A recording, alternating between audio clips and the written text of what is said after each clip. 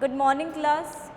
I welcome you all on the MCIT digital platform. So today हम ageing के बारे में पढ़ेंगे क्योंकि एजिंग को हम ऑलरेडी प्रीवियस क्लास में डिटेल में देख चुके हैं कि एक्चुअल में किस टाइप के चेंजेस होते हैं।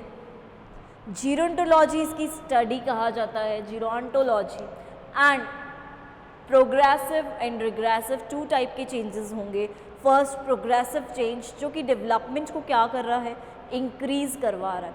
एंड सेकेंड टाइप का चेंज होगा रिग्रेसिव चेंज जो डेवलपमेंट को लोअर डाउन करेगा। दैट मीन्स अगैन कोई भी ऑर्गन बन रहा है तो ऑर्गन की प्रोडक्टिविटी, ऑर्गन का फंक्शन, ऑर्गन के फंक्शन को कम करेगा, उसे हम बोलेंगे रिग्रेसिव चेंज, राइट। अगर फंक्शन कम हो रहा है तो स्ट्रक्चर्स में भी चेंज दिखेगा हमें, एंड स्ट्रक्चर्स भी डिफरेंट रहेंगे, तो उस टाइप की चेंजेस को हम बोलेंगे रिग्रेसिव चेंज। रिग्रेस कर रहा है पूरे प्रोसेस को, कंप्लीट प्रोसेस को रिग्रेस कर रहा है। नाउ सेकेंड थिंग जो हमारे माइंड में आती है कि लाइफ स्पैन की बात कर रहे हैं हम। लाइफ स्पैन हर एक ऑर्गेनिज्म का डिफरेंट होगा। इफ़ मैं बोलूँ लाइफ स्पैन में जनरली बात करते हैं, लाइफ स्पैन को हम एक्चुअल में कितने एज तक वो सरवाइव करा उससे भी कैलकुलेट करते हैं कि कितने एज तक उसकी सर्वाइवल थी और उसके बाद उसकी डेथ हो गई। सो लाइफ स्पैन, क्योंकि हमने बोला ऑर्गेनिज्म टू ऑर्गेनिज्म, ये लाइफ स्पैन डिफरेंट होता है। सो सेकेंड थिंग जो हमारे माइंड में आती है कि हम हर ऑर्गेनिज्म को कंपेयर कर लें, चाहे हम ह्यूमंस की बात कर लें, चाहे हम डॉग की बात करें, चाहे हम काऊ की बात करें, चाहे हम कैमल की बात करें, वहाँ पे हमें हर जगह पे लाइफ स्पैन डिफरेंट मिलेगा। सो ह्यूमंस में अप्रॉक्सीमेटली मान के चलते 80 to 100 ईयर्स का लाइफ स्पैन हो सकता है, एवरेज लेकर चल रहे हैं हर ऑर्गेनिज्म का। सो ये लाइफ स्पैन धीरे धीरे घट भी रहा है, हम ये भी देख रहे हैं। इतना पॉल्यूशन, इतने सारे डिजीज़, एक्चुअल में हेल्दी लाइफस्टाइल नहीं है, एक्सरसाइजिंग है ही नहीं बिल्कुल भी, क्योंकि हमने प्रीवियस क्लास में देखा था कि एक्सरसाइजिंग की वजह से काफ़ी सारी चीज़ें हैं या एजिंग जो है कॉज करते हैं फैक्टर्स, वो काफ़ी हद तक रिड्यूस हो सकते हैं। तो इन सब चीज़ों की वजह से हमारा लाइफ स्पैन काफ़ी कम हो रहा है, रिड्यूस हो रहा है, ठीक है। बट सेकेंड थिंग, ह्यूमंस में हमने इतना देखा, लेकिन इंसेक्ट्स में, ड्रोसोफिलाज में हम देखते हैं लाइफ स्पैन ओनली डेज़ का होता है। हमारे पास 100 ईयर्स का है, उनके पास 45 डेज, 60 डेज, इतना ही लाइफ स्पैन रहता है। सेकेंडली डॉग्स की बात करें 20 to 25 ईयर्स, इतना ही लाइफ स्पैन होता है। सेकेंडली काउज़ की बात करें 15 ईयर्स का life span. So life span already different है सब ऑर्गेनिजम्स में, और अलग अलग ऑर्गेनिजम्स में हमें अलग अलग लाइफ स्पैन्स देखने को मिलेंगे। हॉर्स की बात करते हैं तो हॉर्स में हमें 50, 45 ये ईयर्स का देखने को मिलेगा। तो second thing, life span different है, ठीक है।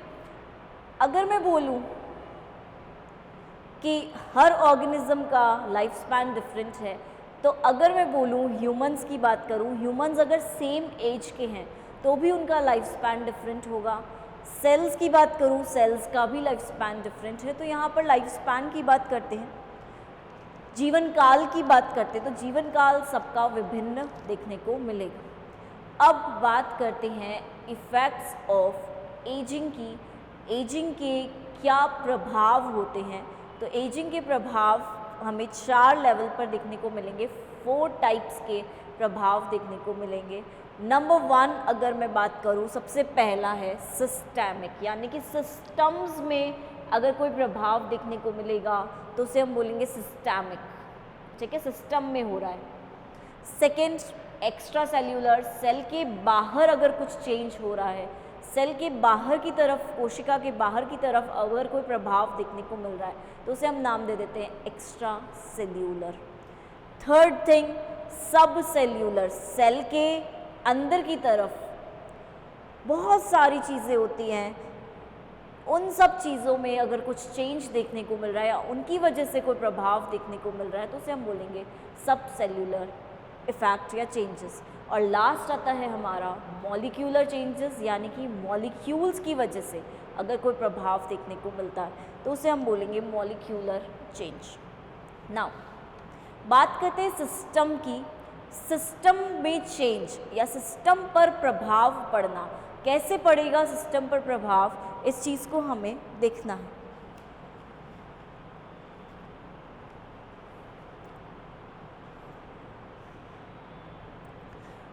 इसे हम एक्चुअल में सिस्टमिक चेंज तो कह रहे हैं, तंत्रीय परिवर्तन तो कह ही रहे हैं, इसके साथ साथ हम इसे ऑर्गेनिज्मल चेंज भी बोल सकते हैं या फिर दैहिक चेंज भी बोल सकते हैं, शारीरिक चेंज भी बोल सकते हैं। इस टाइप से हम इसे डिफरेंट नेम्स दे सकते हैं। फर्स्ट बात करेंगे संवेदी अंगों की, यानी कि सिस्टम प्रभाव की। फर्स्ट पार्ट की फर्स्ट चीज़ है सेंसरी ऑर्गन्स या फिर संवेदी अंगों पर प्रभाव। सेंसरी ऑर्गन्स की अगर हम बात करें तो हमें पता है सेंसरी ऑर्गन्स या सेंस ऑर्गन, संवेदांग डिफरेंट टाइप के होते हैं। फर्स्ट हम बात करेंगे आइज़ की। आइज़ पर प्रभाव पड़ता है, ठीक है। अगर मैं बात करूं आइज़ में क्या हो जाता है, कैटरैक्ट हो जाता है, वाइट लेयर आ जाती है, मोतियाबिंद हो जाता है, तो आइज़ पर एज के साथ प्रभाव पड़ रहा है। दिखना कम हो जाता है, विजुअलिटी जो है वो काफ़ी कम हो जाती है। एक्चुअल में दूर का पास का ये देखना बंद हो जाता है, कम हो जाता है, मतलब आइज़ का फंक्शन एक्चुअल में रिड्यूस हो रहा है। तो फर्स्ट सेंसरी ऑर्गन हो गया हमारा आइज़, उसमें देखने को मिलेगा चेंज, परिवर्तन, किसके कारण, एजिंग के कारण। Second skin. स्किन मान के चलते हम सेंस ऑर्गन है, संवेदांग है, तो स्किन में भी रिसेप्टर्स होते हैं, तो स्किन में भी चेंज देखने को मिलेगा, झुर्रियाँ पड़ जाएंगी। सेंस जो है स्किन से जो हम सेंस करते हैं वो भी हमारा कम होगा, रिड्यूस होगा। थर्ड ऑर्गन है हमारे टंग। टंग की बात करते हैं, टंग पे क्या प्रेजेंट होता है, टेस्ट बर्ड्स प्रेजेंट होती हैं टंग पे। टंग पे टेस्ट बर्ड्स हैं, टेस्ट इन्हीं की वजह से आता है, तो एजिंग के साथ टेस्ट धीरे धीरे रिड्यूस हो रहा है, कम हो रहा है। एंड टेस्ट रिड्यूस होने की वजह से एक और इम्पॉर्टेंट चीज़ जो हमें देखने को मिल रही है, दैट इज़ एजिंग के साथ साथ चीज़ें अच्छी नहीं लगती खाने में, लगता है टेस्ट नहीं है फूड में, नमक कम है, ऐसी चीज़ें देखने को मिलेगी, हमें सुनने को मिलेंगी। दैट मीन्स टेस्ट बर्ड्स का रिडक्शन हो रहा है, कम हो रहे हैं, फंक्शनैलिटी उनकी लॉस्ट हो रही है, फंक्शन में भी, कार्य भी उनका कम। नाउ फोर्थ बात करेंगे हम किसकी, हियरिंग की, ईयर्स की।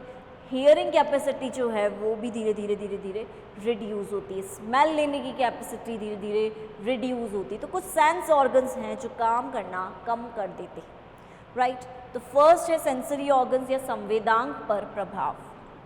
सेकंड बात करेंगे संवेदांग के साथ साथ स्किन में चेंजेस ज़्यादा ऑब्जर्व होते हैं। स्किन की अगर बात करें तो स्किन में हम मान के चलते हैं कि कोलेजन प्रोटीन्स, इन प्रोटीन्स प्रेजेंट हैं काफ़ी सारे, राइट। और उन प्रोटीन्स में अगर डिग्रेडेशन होता है या प्रोटीन्स की लिंकिंग जो है वो चेंज हो जाती, क्रॉस लिंकिंग होने लग जाती है, तो उस वजह से क्या होता है, स्किन जो है वो ढीली पड़ जाती है, लूज़ पड़ जाती है। या स्किन के नीचे एडिपोज टिश्यू की लेयर होती है, वो एडिपोज टिश्यू की लेयर हट जाएगी, अगर नीचे से कम हो जाएगी, पतली हो जाएगी, थिन हो जाएगी, उस कंडीशन में भी क्या होगा, झुर्रियाँ पड़ जाएंगी। नीचे जो सपोर्ट सिस्टम है वो हट रहा है, सपोर्ट सिस्टम हटने की वजह से रिंकल्स देखने को मिल सकते हैं स्किन में, तो एजिंग में स्किन पे भी इफ़ेक्ट पड़ेगा। थर्ड चेंज अगर मैं बात करूं तो थर्ड चेंज है टीथ में चेंजेस, दांतों का झड़ना बोल सकते हो या टीथ का गिरना। अब नॉर्मल कंडीशंस में देखते हैं तो नॉर्मल कंडीशंस में हमें पता है टीथ, 2 सेट्स ऑफ टीथ्स होते हैं, परमानेंट एंड इम्परमानेंट। इम्परमानेंट को हम मिल्क टूथ भी बोलते हैं।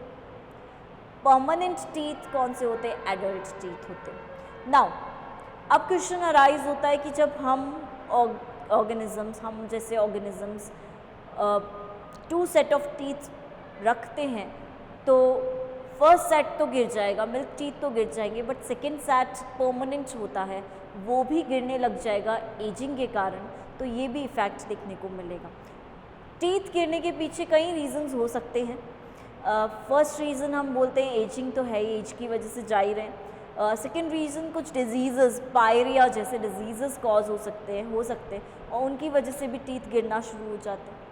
थर्ड रीज़न ये भी है, तीसरा कारण ये भी है कि हम एक्चुअल में केयर नहीं करते टीथ्स की, तो उस कंडीशन में भी टीथ गिरना शुरू हो जाते हैं। ठीक है, कैल्शियम की कमी होती है, उस कंडीशन में टीथ्स का गिरना भी देखने को मिल सकता है। सो बहुत सारी कंडीशंस है, बट एजिंग भी एक फैक्टर है, एक इम्पॉर्टेंट फैक्टर है जिसकी वजह से टीथ में चेंजेस देखने को मिलेंगे। राइट नाउ, टीथ में चेंजेस तो हमने देखे, टीथ के साथ साथ हमें हेयर्स में भी चेंजेस देखने को मिलेंगे, बालों में भी चेंजेस देखने को मिलेंगे। एंड जब मैं बात करती हूँ हेयर में चेंजेस की, तो हेयर में चेंजेस दो टाइप के हो सकते हैं, या तो hairs white hairs products produce होने लगते हैं, या फिर हेयर्स गिरने लगते हैं, बालों का झड़ना शुरू हो जाता है एज के साथ साथ। मेल्स में बेसिकली ये प्रॉब्लम देखने को मिलती है कि हेयर्स जो हैं वो लॉस हो रहे हैं, हेयर लॉस बहुत ज़्यादा हो रहा है। बट इसके साथ साथ हेयर्स में डीपिगमेंटेशन भी होता है, जो पिगमेंट है, मेलानिन है, वो धीरे धीरे रिमूव हो रहा है, हट रहा है, एंड डीपिगमेंटेशन के कारण हेयर्स वाइटिश ऑब्जर्व होते हैं। राइट, तो हेयर्स में भी चेंज देखने को मिलेगा। नाउ क्योंकि सिस्टम्स की बात कर रहे हैं, नर्वस सिस्टम में चेंज देखने को मिलेगा। तंत्रिका तंत्र की अगर बात करो तो ऑलमोस्ट नर्वस सिस्टम में नर्व्स से, न्यूरॉन्स से नर्वस सिस्टम बनता है। न्यूरॉन्स एक इकाई है, एक बेसिक यूनिट है नर्वस सिस्टम को बनाने के लिए, एंड न्यूरॉन्स का नंबर धीरे धीरे रिड्यूस होने लगता है, या न्यूरॉन्स का फंक्शन रिड्यूस होने लगता है, तो एक्चुअल में क्या होता है, सेंस नहीं कर पाते, सुनाई कम देता है, याद नहीं रहती चीज़ें, नर्वस सिस्टम पर बहुत प्रभाव पड़ता है। पार्किंसंस डिजीज़ जैसे डिजीज़ इम्बैलेंस क्रिएट होने लग जाता है, हैंड्स वाइब्रेट करने लग जाते हैं, तो नर्वस सिस्टम पर एज के साथ काफ़ी प्रभाव पड़ सकता है। नाउ बात करेंगे नर्वस सिस्टम के बाद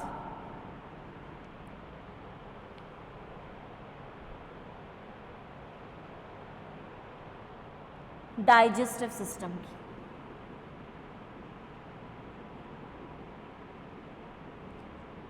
ठीक है, डाइजेस्टिव सिस्टम, पाचन तंत्र में एंजाइम्स की कमी होने लग जाएगी, पाचन तंत्र सही से वर्क नहीं करेगा, तो उस ये कंडीशन भी एजिंग के टाइम पे देखने को मिलेगी।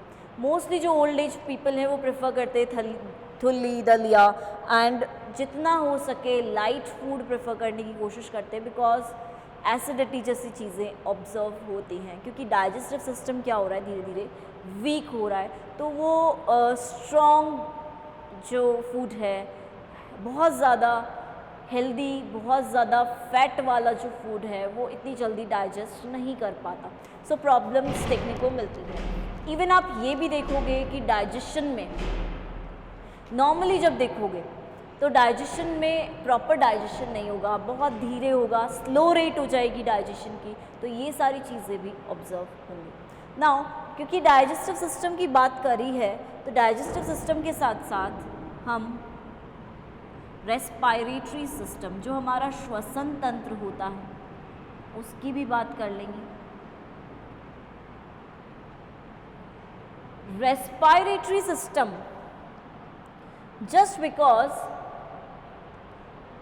रेस्पायरेटरी सिस्टम श्वसन तंत्र होता है, इसमें लंग्स होते हैं, ट्रैकिया होता है, लैरिंग्स होता है, साउंड प्रोड्यूसिंग बॉक्स होता है, नेज़ल पैसेज होता है, तो यहाँ पे रेस्पायरेटरी सिस्टम में काफ़ी डिजीज़ेस ऑब्जर्व हो सकते हैं। ठीक है, लंग्स की फंक्शनैलिटी कम हो जाएगी, रिड्यूस हो जाएगी, प्लस आप देखते हैं की लंग्स की फंक्शनैलिटी तो कम हो रही है, बट अस्थमा अटैक्स, अस्थमा जैसे डिजीज़, ब्रोंकाई जैसे डिजीज़, ब्रोंकाई में डिजीज़ हो सकते हैं, सो ऐसे डिजीज़ देखने को मिलेंगे।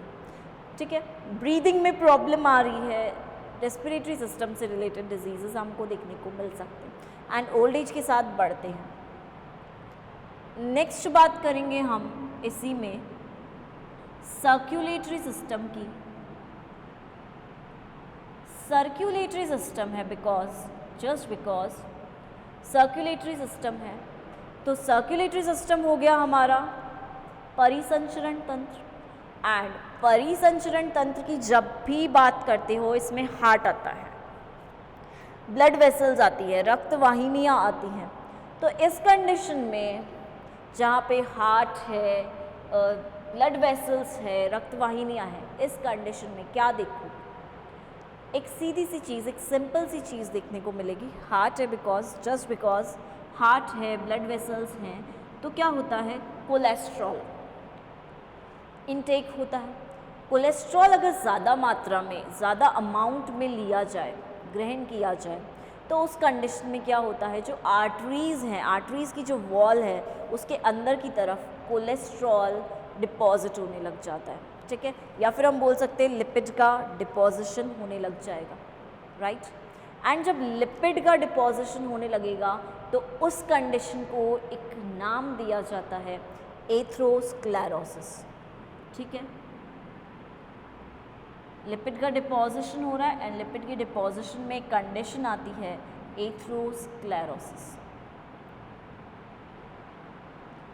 कोलेस्ट्रॉल डिपॉजिट हो रहा है आर्टरीज की वॉल्स में, उसके कारण क्या होगा, उनका जो व्यास है, उनका जो डायमीटर है, इस डायमीटर को कम कर देगा कोलेस्ट्रॉल। कम करने की वजह से ब्लड प्रॉपरली नहीं जाएगा, ब्लड प्रॉपरली नहीं जाएगा तो ऑक्सीजन सप्लाई प्रॉपर नहीं है, एंड ऑक्सीजन सप्लाई प्रॉपर नहीं है तो उस कंडीशन में हार्ट अटैक्स जैसे डिजीज़ ऑब्जर्व हो सकते हैं। तो ओल्ड एज के साथ ये प्रॉब्लम्स भी इंक्रीज़ होने लग जाती है, बिकॉज कोलेस्ट्रॉल का जो डाइजेशन, मेटाबॉलिज्म है, एक्चुअल में डाइजेशन भी नहीं बोलूँगी, मेटाबॉलिज्म है, creation plus degradation, formation plus degradation, ये एक्चुअल में कंट्रोल कौन करता है, liver. And with old age liver में भी एक्चुअल में उनके फंक्शंस में भी थोड़ा सा डिट्योरेशन होता है, कम होते हैं फंक्शंस। सो उस कंडीशन में सर्कुलेटरी सिस्टम पर भी काफ़ी प्रभाव पड़ेगा। सर्कुलेटरी सिस्टम के साथ साथ अपन बात करेंगे एक्सक्रीटरी सिस्टम पे भी प्रभाव पड़ेगा। ठीक है, हम देखते हैं यूरिनरी ब्लैडर है, ज़्यादा देर तक यूरिन को स्टोरेज नहीं कर पाएगा, मसल्स में इतनी स्ट्रेंथ नहीं रहेगी। ठीक है, बार बार यूरिनेट करेंगे, ठीक है, कंट्रोल नहीं कर सकते यूरिन को, बिकॉज बहुत सारी चीज़ें हैं जो वहाँ पर जाते जाते डिग्रेड होने लग जाती है या उनकी फंक्शनैलिटी लॉस हो जाती है। तो एक्सक्रीटरी सिस्टम के साथ साथ एक इम्पॉर्टेंट सिस्टम पे भी प्रभाव पड़ेगा, and that is reproductive system. ठीक है, जनन तंत्र, इस पे भी प्रभाव पड़ता है, और जनन तंत्र पे प्रभाव पड़ेगा तो एक और इम्पॉर्टेंट चीज़ देखने को मिलेगी कि रिप्रोडक्टिव सिस्टम में हार्मोन्स का स्रावन होता है, हार्मोन्स का सिक्रीशन होता है। मेनली अगर बात करो FSH और LH की, तो FSH का काम होता है फॉलिकल्स बनाना। देखो, दो टाइप के हार्मोन्स होते हैं, एक FSH एक LH। LH है ल्यूटिनाइजिंग हार्मोन, FSH है follicle stimulating hormone. Follicle stimulating hormone males में स्पर्म्स को बनाने में हेल्प करेगा, फीमेल्स में पुटिकाओं को, क्योंकि हम पढ़ चुके हैं डिटेल में, तो फीमेल्स में पुटिकाओं को, फॉलिकल्स को, ओवा को बनाने में हेल्प करेगा। बट LH का जो काम है बेसिकली, LH क्या करवाएगा, ल्यूटिनाइजिंग हार्मोन है, तो ये हार्मोन्स का स्रावन करवाएगा, हार्मोन्स को सिक्रीट करवाएगा। एंड जब हार्मोन्स को सिक्रीट करवा रहा है, उस कंडीशन में हम एक इम्पॉर्टेंट चीज़ देखते हैं, बहुत महत्वपूर्ण है, कि हार्मोन्स का जो लेवल है वो एज के साथ चेंज हो सकता है।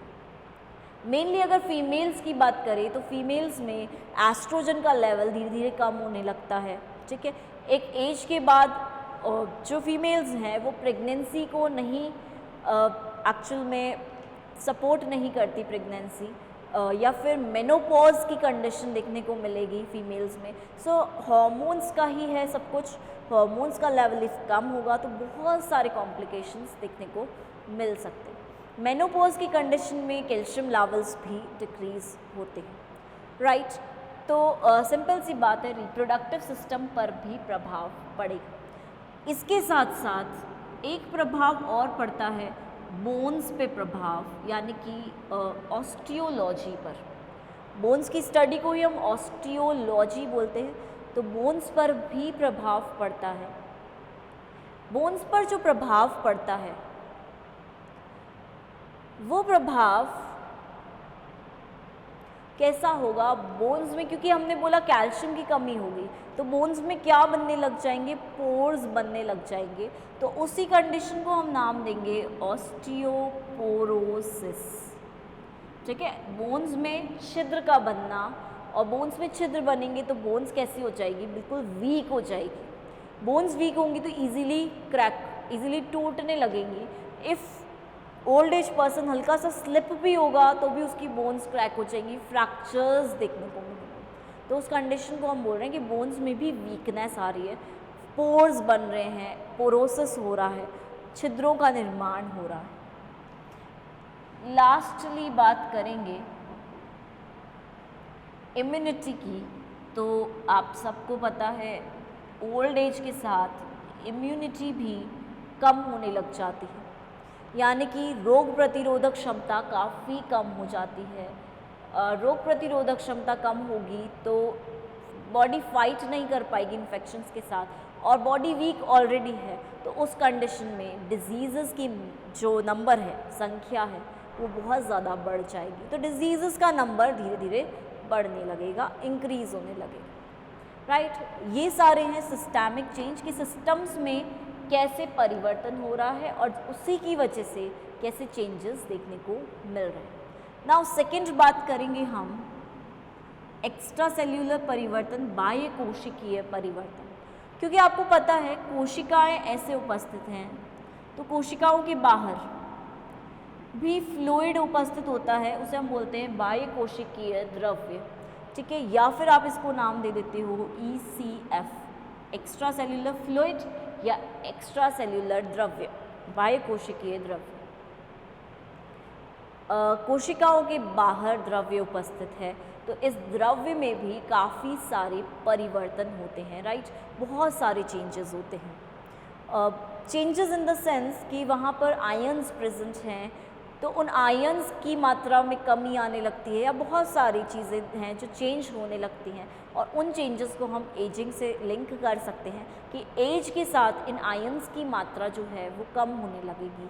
तो प्रॉपर सी बात है कि सिस्टम्स में चेंज हो रहा है, सेल्स में अंदर चेंज हो रहा है, सेल्स के मॉलिक्यूलर लेवल तक चेंज हो रहा है, तो सेल के बाहर जो है फ्लूइड उसमें भी परिवर्तन होगा ही होगा। नाउ थर्ड टाइप के चेंज की बात करेंगे तो इसे हम बोलते हैं सब सेल्यूलर चेंज, या आप बोल सकते हो सब सेल्यूलर परिवर्तन। सेल के अंदर कुछ ऑर्गेनल्स प्रेजेंट रहते हैं, हमको पता है सेल्स में ऑर्गेनल्स प्रेजेंट रहते हैं, कोशिकांग उपस्थित रहते हैं, और उन कोशिकांग में कुछ चेंजेस होते हैं।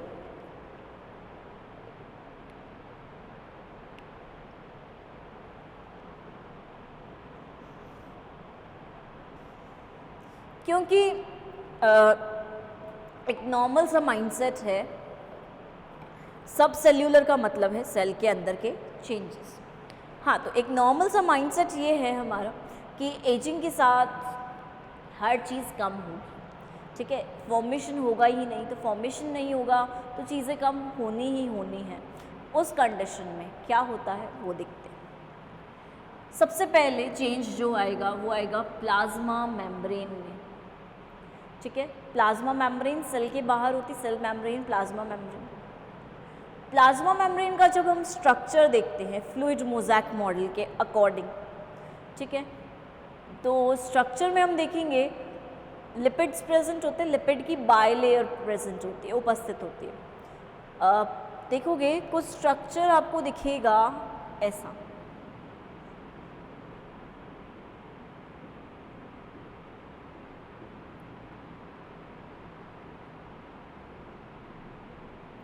ऐसे लिपिड की 2 लेयर्स होती है, एक नीचे एक ऊपर की तरफ, बाइलेयर हो गया।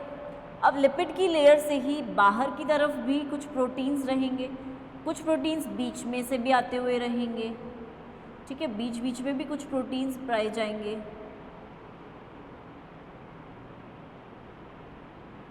बाहर भी कुछ प्रोटीन्स पाए जाएंगे, तो इस तरह से प्रेजेंट होते हैं। जब अपन बात करते हैं लिपिड्स की, तो लिपिड्स में 2 रीजन्स होते हैं, एक हेड रीजन, एक टेल रीजन। टेल रीजन में 2 टेल्स होती हैं, 2 होती हैं। हेड रीजन सिंगल, एक सिंगल हेड होता है। अब अगर बात करूं तो हेड रीजन कैसा होता है, हाइड्रोफिलिक होता है, वाटर लविंग होता है, वाटर के कांटेक्ट में रह सकता है। लेकिन जब टेल रीजन की बात करूं, क्योंकि वो अंदर की तरफ है, छुपने की कोशिश कर रही है, अंदर की तरफ है, तो हाइड्रोफोबिक होता है, वाटर को हेट करता है, वाटर से दूर भागने की कोशिश करता है, तो उसको हम बोल देंगे फोबिक। फोबिया है उसको, डर है वाटर से, इसलिए वाटर के कांटेक्ट में नहीं आता, जिससे डरता है, उसकी शक्ल तक नहीं देखना पसंद करता, तो इसलिए वो अपने आप को अंदर की तरफ अरेंज कर लेता है। तो अरेंजमेंट ऐसा क्यों है, वाटर की वजह से, ठीक है। इनका नेचर है हाइड्रोफिलिक और हाइड्रोफोबिक, तो उस अरेंजमेंट की वजह से ये ऐसे अरेंज हो रहे हैं। अब प्रोटीन्स की बात करोगे तो यहाँ पे बाहर भी प्रोटीन्स हैं, तो बाहर के प्रोटीन्स को एक्सट्रिंसिक प्रोटीन्स नाम दे दोगे, अंदर बीच बीच में जो प्रोटीन्स होंगे उनको नाम दे दोगे इंट्रिंसिक प्रोटीन्स। तो बात कर रहे हैं हम प्लाज्मा मेम्ब्रेन की। प्लाज्मा मेम्ब्रेन में नॉर्मली अगर देखो तो 2 टाइप के ट्रांसपोर्ट सिस्टम्स होते हैं, एक होता है एक्टिव ट्रांसपोर्ट, एक होता है सक्रिय अभिगमन, एक होता है निष्क्रिय, जिसे आप बोलते हो पैसिव ट्रांसपोर्ट, ठीक है। 2 टाइप के ट्रांसपोर्ट्स हैं, active transport and passive transport, सक्रिय अभिगमन और निष्क्रिय अभिगमन। सो एक्टिव ट्रांसपोर्ट की बात करो, चलो ये बात एक बार बाद में करते हैं, पहले हम माइटोकॉन्ड्रिया तक पहुंचते हैं, फिर हम इसके बारे में बात करेंगे, ठीक है। दूसरी चीज़ न्यूक्लियस में चेंज, यानी कि पहली बात तो डीएनए बनेगा नहीं, एजिंग के साथ साथ सारी चीज़ें धीरे हो रही हैं, स्लो हो रही है, रेप्लिकेशन कम हो रहा है, डीएनए बनेगा नहीं, डीएनए नहीं बनेगा, न्यूक्लियस में कमी आएगी, न्यूक्लियस सिकुड़ने लगेगा, कम बनेगा, कम होगा, तो न्यूक्लियस में भी चेंजेस होंगे, ठीक है। दूसरी चीज़, दूसरे टाइप के चेंजेस कहाँ होंगे, माइटोकॉन्ड्रिया में। माइटोकॉन्ड्रिया भी अब नंबर में कम बनेंगे, संख्या में कम बनेंगे, एंड माइटोकॉन्ड्रिया अगर कम बनेंगे तो एक और चीज़ आती है कि माइटोकॉन्ड्रिया कम बनने की वजह से एटीपी भी कम बनेगा। माइटोकॉन्ड्रिया एटीपी बनाता है, एटीपी एनर्जी कम बनेगी, क्योंकि ओल्ड एज में एनर्जी इतनी नहीं होती।